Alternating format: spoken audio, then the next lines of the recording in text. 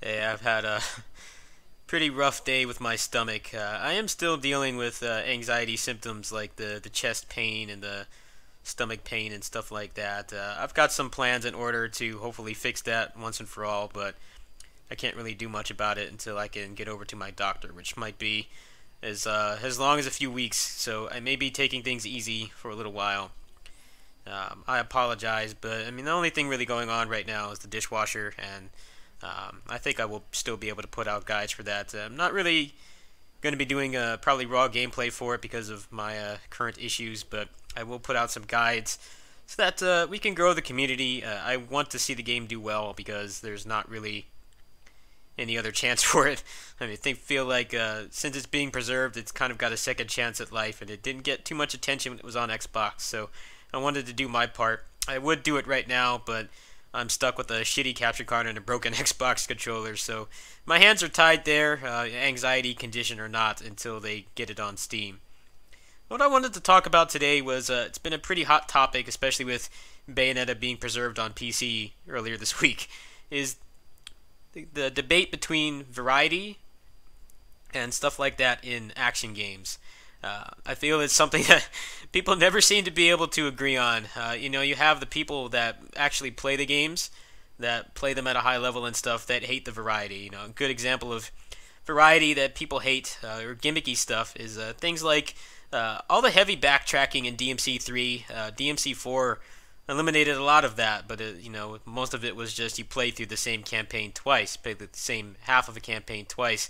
DMC3 had a lot of backtracking for the puzzles and stuff.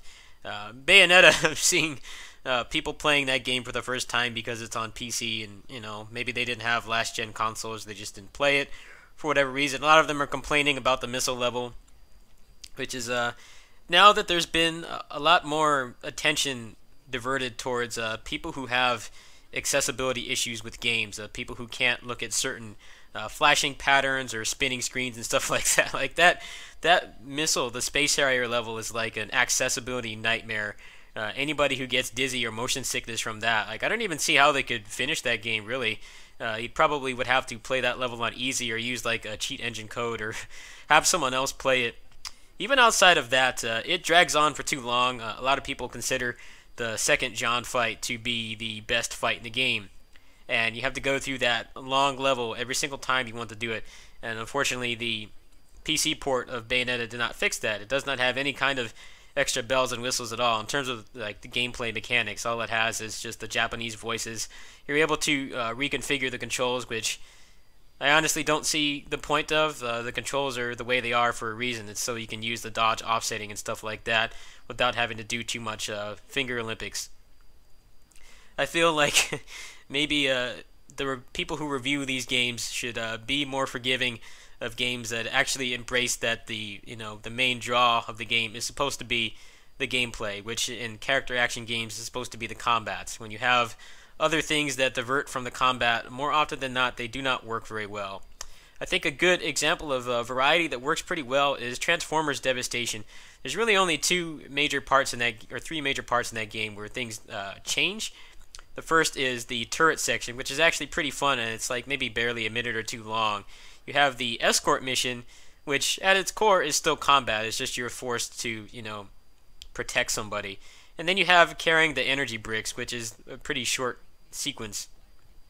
I always felt like I was able to play that game so many times because it actually didn't overstay its welcome with the gimmicks. The core of the game was still the combat. And I feel like a lot of the Kamiya directed games, they try to diversify things too much, and it ends up being annoying. And I feel like that's an issue with a game where the gameplay is supposed to be the focus, because you spend time having fun with the combat, and then you get to a point where there's like a 15-minute space harrier level or the auto scroller on the bike, and you feel like you don't want to play anymore. And for a game that's largely kind of a revised or revived arcade experience on console, you shouldn't really have that kind of thing in your game. And I feel like a lot of developers get stuck on the fear that reviewers will give it shit for not having variety, when it actually ends up at least for the people who actually will buy the games anyway, they don't want variety. And if they want variety, they want it done well. and almost all the time it's never done well. I feel like that's an issue that needs to be addressed in the future. I've played so many stylish action games, and some of them have just parts that just cripple the experience and make it feel like you don't want to play anymore. And that should never be kind of problem in those kinds of games, because the whole point of it is the meat of the game is the combat and how you can approach the combat, how much better you can get at the combat. Maybe some of it is grinding, to get your full move set or to get a full health bar. In Bayonetta's case, sometimes you need the extra magic bars to do the torture attacks and stuff like that to give yourself some more leeway and some more style in battle. But most of it is still your skill. I think that's why Ruin of the Reckless is pretty cool. I can't really play that much right now because of all the pain I'm getting from my anxiety and stuff, which I'll hopefully be working on next week, if not next month at the absolute latest. But I think it's cool how in that game, for about the 2 hours that I played it, it's pretty much all skill. And you have to just kind of deal with the shit that the game gives you, and you don't really have a whole lot that can change it. The cards that make the game easier are pretty ironic because they actually make the game like more tolerable. The game is still very difficult, but it doesn't feel like there are any gimmicks at all. Most of it is just pure gameplay. That's why I'm interested in Wizard of Legend. That game looks really cool. The combat looks like probably the best we're ever going to see in a roguelike anytime soon. I thought Abyss Odyssey would kind of scratch that itch, but the combat in that was very clunky. It felt very stiff. There was a lot of input reading in that game as well, which it's kind of like River City Ransom, but worse. Like the input reading in that was pretty awkward. You had to use a stamina bar, the skill points to cancel out of dodges and stuff like that. I think Wizard of Legend is going to be probably the next roguelike that I dump a lot of time into if Ruin of the Reckless doesn't really resonate with me, which will still take some time. But I think it's interesting how people are bringing this up now when it's been a hot topic in the stylish action game community for over a decade. Obviously, DMC4, for what it was worth, even though it was just half of a campaign twice, it had a couple annoying puzzles, but most of it was just straight gameplay. The campaign is still kind of annoying to go through, and I think Special Edition definitely amplified that because they added 3 new characters, so you're going through that same campaign, 3 more times. I feel like that's just a byproduct of them not really having a budget to really change things. I don't think they changed anything in that campaign at all. But Platinum games in general tend to really they widely vary in terms of how the gimmicks work. If the game has gimmicks at all, like Metal Gear Rising did not have too many gimmicks, but the problem with that game was the shitty camera, and just some of the other aspects of it. It felt like the combat was not too deep, and if you wanted to do deep stuff in the game, you were playing suboptimally, which is kind of what was different with Bayonetta. Bayonetta has such deep combat where you can actually play optimally and fast, and you can still have some good style and some good identity to your gameplay. I just wanted to talk about this. Like you see these reviewers will bitch and moan about beat 'em ups and stuff having zero variety when in terms of the people who are actually fans of the genre, that's actually something that's welcomed because it almost always results in more replay value. Whereas if you have, you try to put gimmicks and variety in the game and they drag on for too long, it can, have a really big direct effect on the replay value, how much you want to play it. If you have to play 2 hours of just uninterrupted combat and then you get stuck on an escort mission or a mini game or something like that, most people are just going to stop at that point. I feel like more thought needs to be put into the gimmicks in these games. I think the guy, I forget his name, but the guy who did Transformers, I think he did a really good job with the limited resources. I think that's one of the best licensed games, and I don't know how long, since the the Capcom days when Capcom was churning out like really good Disney quality games and stuff like that. Things like GoldenEye, which I've never really considered GoldenEye to be a great licensed game simply because it came out like 2 years after the movie. In terms of like licensed stuff that was out, in terms of like a decent time frame with the source material, like the Capcom stuff was top notch. Transformers obviously was not really tied to anything in particular aside from the IP, but I think that they did a great job with the gimmicks in that, which is why I was able to finish it like 3 or 4 times. Bayonetta, not so much. Even if I wasn't having all this self-imposed pain from my anxiety, just thinking about the pain causes it, which is a really shitty situation, which I'm hoping to fix. Like, I probably wouldn't play it that much right now anyway, because it's just those parts of the game, really grind your gears after a while, and you have to play through that game several times to unlock everything. I think that whether the Bayonetta PC port gives a resurgence to the high-level community is going to depend on whether it gets mods. If it gets stuff like what DMC4 has right now, most people that play DMC4 Special Edition, they play through the campaign to unlock stuff. They play through it once, and then they just play with the trainer, to rearrange the enemies and stuff like that. That's what's great about DMC4. It gets so much flack for its campaign, and the campaign definitely does wear itself thin, especially on Special Edition. If you play through it, 4 times with the 5 characters, like, you're going to get really burnt out on it. But thanks to the PC version, that's pretty much a non-issue. The gimmicks and the just the repetitiveness of the campaign is a non-issue. I hope that this next batch of character action games, we know DMC5 is definitely coming at some point. We know that obviously with them making the special edition in the first place, getting Daniel Southworth back to voice Virgil.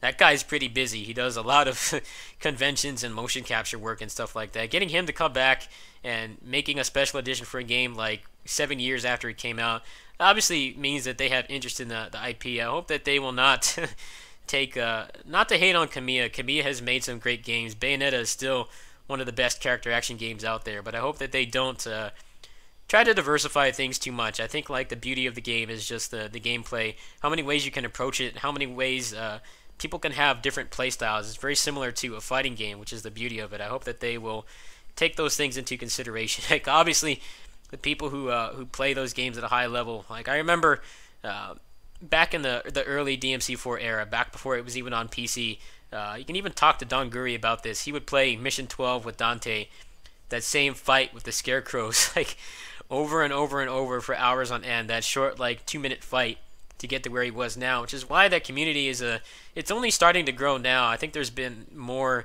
high-level gameplay, players or people who can play at that level because the PC version has resources that allow you to do it in a normal time frame that's not completely frustrating. It'd be like, back when the golden era of the fighting game genre, where a lot of those games did not have console ports, or if they did, they were inaccurate. And if they did have console ports, they took a long time to come out. You had to grind those games to get good. You had to just play against people. You could not test situations at all. And if you were able to, it was pretty much on a case-to-case basis. If someone was willing to give up their credit to let you test a combo or a setup or something, that's kind of how character action games have been for a long time. One of the only exceptions to that rule is the DMC games. Obviously, DMC, the reboot, just straight up has a training room, but it's in that shitty purgatory bright white light. But having a training mode at all is what the little small high level community for that's where it was able to grow from. I hope that the next batch of games will take things into consideration, like maybe having a training mode. Even Onichan Bara Z2 Chaos, as much of a budget poverty action game as that was, all the problems it had with the bosses not staggering, just being big HP sponges. Like, that game had some pretty cool features. It had 4 character tag combos that you could switch out at any time. The flow of the combat in that game was great, and what was even cooler was that you could even practice against all the enemies in training mode. I think that game, it's funny now, a budget game. The Onichan Bara series actually started as the Simple 2000 series, which are basically the equivalent of like cheap bargain bin games. It's pretty crazy how that game, they like cranked up the mechanics to 11. They actually added some pretty huge advancements to the way that we approach those games. That's why I was able to have that fun little playthrough that I did back when my computer was broken, simply because it had a training mode. You could actually practice and stuff like that. I just wanted to talk about this. I feel like there's always been a big discrepancy between the people who are professional reviewers who review character action games, which I've always never really put much weight into what they've thought, but variety isn't a bad thing when done right. I think Transformers did it pretty well, but you have stuff like Korra, which has like all those auto scrollers and stuff like that. Like, you don't want to play through those multiple times. Like, that's one of the reasons why I didn't play Korra too much. Obviously, Korra had a bunch of other issues, but Bayonetta, like, right now, like, if you think about it, if Bayonetta 1 came out this year, or even last year, maybe even 2015, when developers actually started paying attention to people who have accessibility issues or disabilities that prevent them from playing, Like that Space Harrier level would not fly, plain and simple. There would be a huge social media campaign for it, or as big as a niche game like Bayonetta would allow, and I bet you it would probably get patched out. They would probably, at the very least, remove the huge screen rotation when you dodge and stuff like that, so that more people could play it. It'll be interesting to see how this next generation of stylish action games actually approaches things. Whether they try to pander to reviewers who, in my opinion, like their opinion does not really matter. I don't think most people really go to them for opinions on those games. At least I really hope that they don't, because they obviously do not have the time, passion, or dedication to really play them at a high level, especially when they have all kinds of other shit they need to review where they can give a much more honest opinion, like AAA games, which probably gets them more money in the first place. I hope that they'll find a balance between trying to pander to the professional reviewers and the people who play the games passionately, because the replay value has been an issue with character action games for a long time now. Transformers is honestly the last one that I played that really felt like it had a really good replay value, because most of the focus of the game was just on the combat. And the gear system was cool too. As much as people did not like the loot system in that game, I saw some people saying it trivialized the game. I never really felt that it did. I felt like it gave you more options. You could make some broken builds, but if you're on prime difficulty, it didn't matter how much, even if you had max stats, you could still die in one combo. The only thing that was really broken was being able to buy a bunch of the auto repair kits, but that's no different than, credit feeding an arcade game versus trying to finish it on a limited number of credits. Like, that's a non-issue. I feel like people complaining about that are just looking for something to complain about, but I felt like the variety of the game was actually fun. The turret section was fun. The escort mission, had some tension to it, and it wasn't too bad. It didn't last too long, and there were ways that you could control the crowd thanks to the really well-designed mechanics. But I hope that things will get better from here on out. Obviously, Basara 4, that had issues with a lot of the levels just having gimmicks, which are fun the first couple times, but when you're playing the story mode and you got a bunch of those levels at once, there was a high chance that you would just not want to play anymore.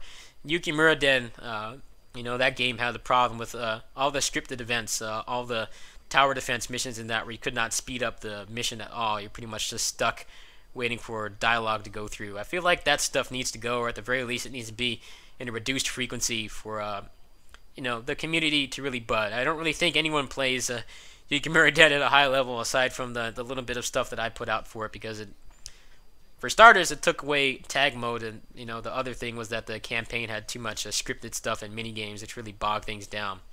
I just wanted to talk about this. It's interesting how it's being brought up now when it's been an issue for a really long time. I guess Bayonetta being on PC has more eyes on it. I saw some people on NeoGAF saying that they have motion sickness and they can't play through that level. So it's like, even if you can, that level has awesome music and stuff like that, but if you're having people who are physically unable to play because of a disability or an illness or an accessibility problem, then that's something that should probably be addressed at some point. Anyway, I'm going to take it easy for a couple days. I cannot talk to the doctor until Monday. They're closed on the weekends. I'm going to talk to him on Monday and see how things go. Maybe this is just another rough spot that I just need to get through, but I'm going to be taking it easy for a few days. If I put up anything at all, it'll be just low-key stuff like this. Even talking gives me the chest pain, because I get anxious about what I'm saying or if I'll say something wrong. So I just need to take a break for a while. I'm probably going to be playing stress-free stuff. Maybe I'll play some BlazBlue Abyss mode, or I'll put up